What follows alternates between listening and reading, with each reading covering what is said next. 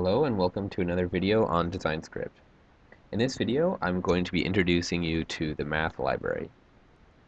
So to use the math library, which has a variety of functions such as sine, cosine, and rounding functions, along with many other functions, we import the math library similarly to the way we import the uh, geometry library. So we use math.dll, import math.dll. Now that we've imported math.dll, we can access any number of math functions. So for instance, we can look at the rounding functions right now. So if I have a value, I can, and let's say I want to convert this to an integer.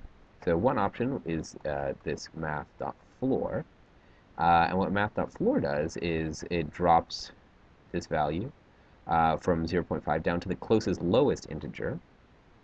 Okay, we can run this. Oops, and I need to print it.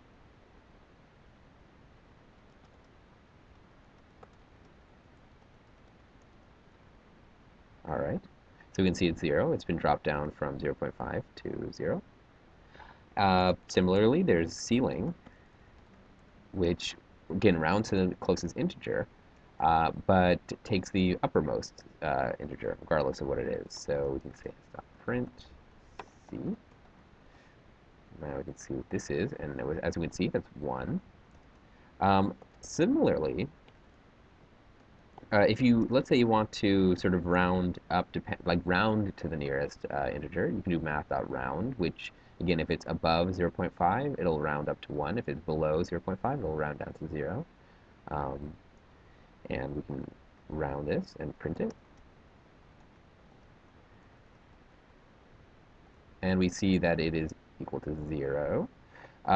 Alternatively, we can look at round, another sort of version of round, say, if we take the val and add 0.01,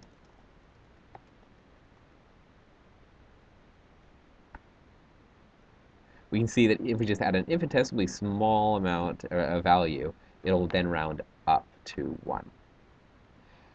Math also, as you can see here, has a huge number of trigonometry functions, a cos, a sine, a tan, cos, etc., as well as pi. I'm not going to go into those today. I think there are a variety of resources on the internet which will explain trigonometry. So that's it. This is more like a brief introduction just to sort of how you import the library and use some of its most basic functions, which is to import the library, math.dll, and then use this math keyword and then a dot. And then you'll see a variety of functions that are available. Okay, thank you for watching.